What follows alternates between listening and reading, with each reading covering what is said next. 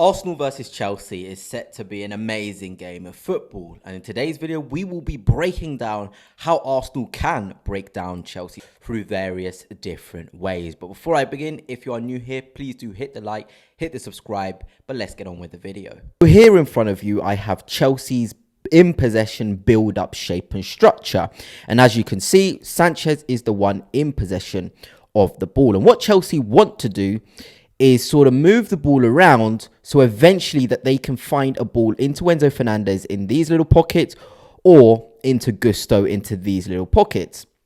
And they're able to do this because they want your wingers to go man for man on Fofana, who splits out wide, and Cucurella, who splits out on wide. And then that, of course, leaves Timber 1v1 against Neto, and that ball is a lot easier to play into there. And it's really difficult to time your jumps to make sure you're able to restrict Chelsea playing through there. Zubimendi almost has either sort of a job of, okay, this is my time to stay on Fernandez, or this is my time to press Caicedo. So it's going to be a really big game for Zubimendi, a really big game for Declan Rice as well, because Reece James will drop into these areas, and then you're asking him, Rice, do you want to follow Reece James in and win the ball back? And Barcelona have an example where they did follow Reece James in, they were able to win the ball back. And then, because Chelsea will play through this, they'll try and do this little circulation of the ball. If it's in Caicedo's area, it then allows Saka, Zubimendi, Eze, and Rice to sort of squeeze Chelsea in. The opportunities you have will be when Chelsea build the ball up, because not every single time do Chelsea get it perfect. And I think with Zubimendi and Rice, who are incredible at timing their jumps, will be crucial. But obviously sometimes, like I said, you have to be humble. Sometimes Reece James will be a bit here, Caicedo will be here, and you need to recognize as a midfielder, okay, I need to just stay in this area because they will create overloads really easily. Don't just jump in willy-nilly, because that pass and you're already now 1v1. And another thing which is quite important with the way Chelsea play is they want you as a centre-half to follow them in. They know if Pedro drops deep, William Saliba, are you willing to go in there? We saw it with Harry Kane. Saliba did a phenomenal job. It's going to be the same. I think João Pedro will start at centre forward, and he will have to be followed in. So whether it is William Saliba, or I've actually got the centre half the wrong way round, whether it is Hincapié to follow in João Pedro, it's going to have to be a brave approach. They're going to be left isolated in this area if Chelsea are able to progress, because Sanchez will try these sort of balls. And these are the balls which I think Chelsea can have joy with. Esteval making these runs into these corridors. And of course, Neto as well, making runs into the other corridor, as I'll now show you here with this one.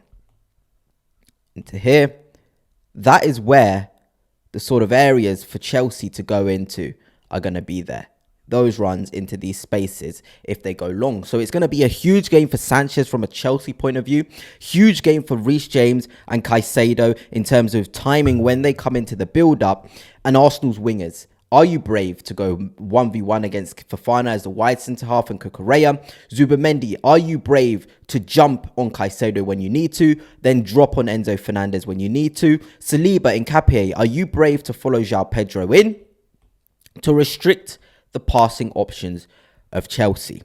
And now we're going to go on and show you the real-life examples of Barcelona getting the jumps right and getting the jumps wrong, and what can happen when that happens. So here we have it. Like I said, Gusto in this little cheap position here, Reece James receiving in the build-up, Caicedo as well there, and Fofana as the wide centre-half. And as you can see, that's what Chelsea want to happen. Ferran Torres to be preoccupied with Fofana.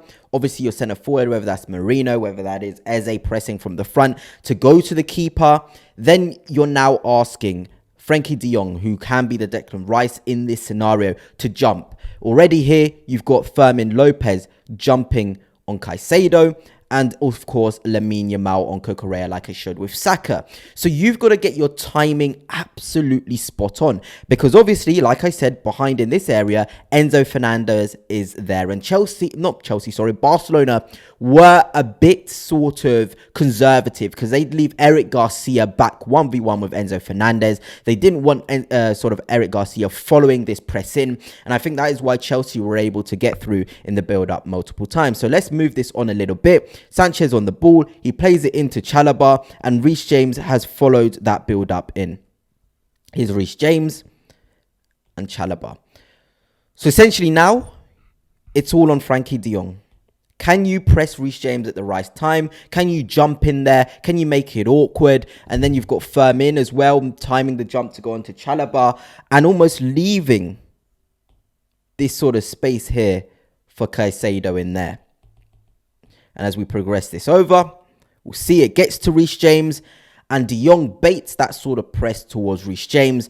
And now, like I said, what you have to do. You have to completely isolate Caicedo. Completely isolate him in the build-up. Chelsea have now lost the advantage. You're now seeing what can happen when you win the ball high up. Because look at Ferran Torres' position. Because Fofana's so wide out, it means he can make that out-to-win run. Lamine Yamal's in a position to pick up any loose scraps if the ball is won. And look at where Chelsea end up being in a situation with. Here, Frankie de Jong wins it. Progress this a little bit forward, and now the opportunities and the runs are there. Lewandowski's in there. Firmin's now got an opportunity to have the ball.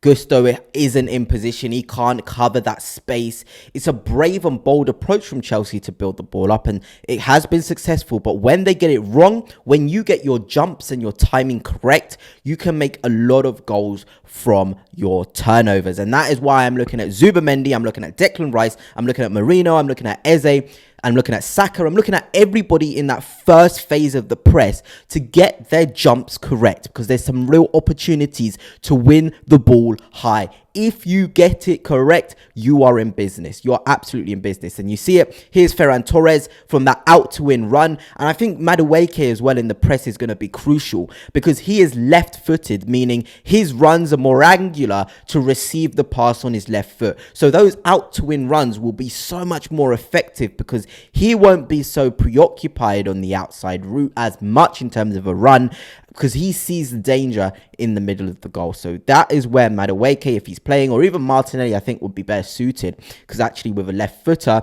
they would want to go on the outside to play on their stronger foot. The runs as well be on the outside, but with Martinelli, out to win runs will be the way forward. Now, let's not just give Chelsea sort of a bad example. Here is an example where they got it right in the build-up. And as you can see, Lamine Yamal is the issue. You've got to be disciplined. Lamine Yamal should not leave Cucurella. He should be man-to-man with Cucurella. Then you allow your Lewandowskis to press. In Arsenal's sort of situation, this is Fermin Lopez. He needs to be a lot closer to Chalobah. And the person on Caicedo has to be Zubimendi. Has to be sort of Declan Rice here on Reece James. These are where the opportunities are in that first phase. And obviously, like I said in the previous segment, you have to be humble sometimes, where Zubimendi will jump backwards, where Declan Rice will jump backwards. Look at Gusto. Declan Rice would have to cover that at times. It's not always be aggressive. Same with sort of Enzo Fernandez, who is behind cheating. There is opportunities, but let's see how Chelsea do sort of move this ball around. Chalobah plays it out to Cucurella. Lamine Yamal drops, which then leaves the space for the ball to go backwards. Look how they shift Lamine Yamal around here. Just have a look. It goes back to the keeper again. And because Lamine Yamal is a bit headless chicken-like, he's now out of the sort of structured press. Robert Sanchez's passing ability will be on show. He's able to dink it over Lamine Yamal, and Cucurella is in a position to drive forward. So that right-hand side with Arsenal and how good we are in terms of being patient in the press is crucial, because Neto and Estevao, the wingers, they're not going to drop back as much. They're not going to drop back and be part of that build-up. They are going to be high and wide, keeping your fullbacks occupied with them. So it's up to Saka, it's up to Madueke or Martinelli as the wingers to know, I can be patient. Let me just stay on Fofana. Let me just stay on Cucurella and trust Eze and Marino to do the pressing from the front. Trust Rice and Zubimendi in the middle to know when they drop back with an Enzo in those little cheap positions, or a Gusto in those cheap positions, or follow a Reece James in, or follow a Caicedo in. It's a key battle. It's easy to say. We know the quality in the midfield of both sides, But the battle will actually be won in the midfield, especially in the first phases of build-up. And of course, Chelsea are able to progress the ball and get into a really dangerous position. So here's an example of Arsenal in the press against Bayern Munich. And as you can see, exactly what I would want to happen. Declan Rice arriving on a Kimmich. That's Reece James in this scenario. You've got, I think this is Trossard when he was on the pitch pressing the goalkeeper.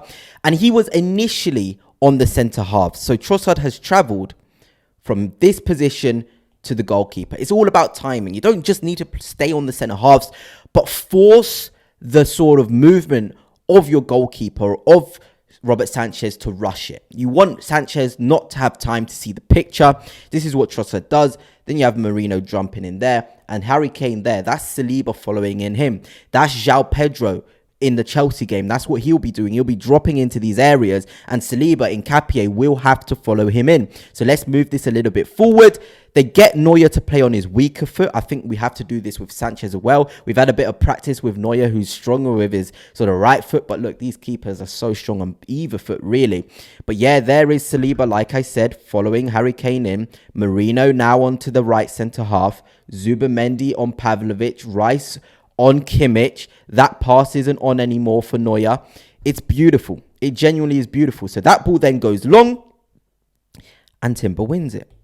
So we forced Bayern into making an erratic decision and we win the ball back in the press. Here is an example of where we get it wrong, where Bayern Munich actually ended up scoring. And as you can see, the problem here is we allowed them to create a 4. That should not be happening. Whether that's Eze got to get tighter, Merino tighter on the centre halves. We're outnumbered here. We're completely outnumbered. We've got it wrong. Our jumps are wrong. There's Harry Kane in the middle, free. There is now Gnabry able to make this out-to-win run. That's the wrong thing. Able to make that sort of out-to-win run into that space. And that becomes really difficult as a back four to prevent because we know the deep passing ability of Kimmich. In the Chelsea squad, who could do this? Maybe sort of a Reece James. I don't think Enzo will be doing this much because he'll be in the cheap positions in behind Zubimendi and Rice. So it will be up to one of the centre halves maybe to play those passes. Chelsea don't have Colwill. Maybe Badiashile will be given the opportunity on his left foot to sort of play in this role. But that's what happens. We get outnumbered in our press. That long ball is able to happen. And Bayern Munich allow themselves to get into a really, really dangerous position and score. So we cannot allow that amount of time. We cannot allow a James or a Caicedo to drop into the back four like that and have the time to see the game. Second half, we were spot on with it. We got our jumps correct. Here we go. This time it is Merino. Like I said, it could have been Merino or Eze in that one where Kimmich was free. Look where Kimmich is. Merino is following Kimmich all the way. We do not want Kimmich to be dropping in this area. That's not where we want Kimmich. We don't want James to do it. We don't want Caicedo to do it. And like I said, there's your Madueke. There's your Eze. Tight on the centre halves. Merino's dropping in to do the role of an Eze as a midfielder. That's the beauty of having a false 9. The press can be a lot better. So Merino's got Kimmich. He's not able to drop into the build-up, which means this massive gap then opens up because everybody is following their man. And the beauty with this really is, because we're so strong 1v1 in our duels, we almost want Neuer to go long because we're confident our players will win those first headers, those first connections. And what Neuer does, he goes long, see the position of Kimmich, where you want him, far away from the build-up, and then you're asking someone like Mosquera here to win the header, which he exactly does. So that is absolutely beautiful. Now let's get on to Chelsea out of possession and how we can exploit them. In terms of build-up, Chelsea want to force you towards your own left-hand side because that's where they feel most comfortable in terms of winning that ball back. Because if the ball goes into Nketiah, that's a trigger for Esteval to press, and then Gusto's opportunity to press onto your fullback and make it really, really difficult because they want you to have to play that ball into your winger. And Fofana fancies himself physically, or whoever the right centre half is, to deal with the threat of your attacker. So it's going to be really, really interesting to see what Arsenal do, because we often see Merino drop in to sort of maybe help with the build-up. Declan Rice can then provide an option. So if this ball goes into Merino, it's going to be a question towards Chalobah. Can you follow Merino all the way in? Are you willing to take that risk? And then leave sort of Eze to come into this gap, because that's what happens. That's exactly what happens. When Merino drops in, Eze then moves to centre forward, and it will be a 1v1 against Caicedo at the back. And it's how many of those 1v1s can you turn into dangerous attacking situations? So again, if Raya plays that into Merino, you've then got an opportunity to move this ball around, because Gusto won't be as brave to come in. He'll then press once Calafiori's got it. That ball is now potentially on down the line, or back into Rice, or back. But what's always going to be there, and we saw it against Bayern, is a ball into this space. Because once you drag Chelsea out, someone like Jurrien Timber can come into this corridor. Is Neto going to follow him all the way in? I don't think so. I don't think Neto will follow Timber all the way in. So then you've got an opportunity for Raya into there, and then Saka can play off of those flick-ons. And Cucurella, because of how rash and sort of reactive he is as a defender, will be in a situation whether to follow Timber or to follow Saka. But either way, someone's going to be free. And of course, Enzo Maresca might do something a bit different. He might say to Enzo Fernandez, you drop in, allow Zubamendi to come and form that three with us. Let's move people out the way. And then we will just pick up the second balls. I trust Enzo Fernandez as a jeweler on the ground to win those second balls from Timber's little flick-ons. So this is going to be a really tactical game. Again, man-to-man. I think Fofana is going to be all over Madueke or Martinelli or whoever it is on this right-hand side. And it's going to be a battle of the strength and the upper body strength. And I think the upper body strength of Madueke and Martinelli is going to be crucial, because a lot of balls are going to be forced into this area. 1v1 against your centre-half. Are you going to be strong enough? Because we know Declan Rice is ridiculous with his off-the-ball runs. So I think there's a real opportunity for Madueke, once he receives it, to link up like they did against Bayern, where Rice had that shot. We can really get ourselves in here. I think Rice is going to have a crucial role to play up against Reece James, who I don't think is going to be as reactive to those off-the-ball movements of Rice.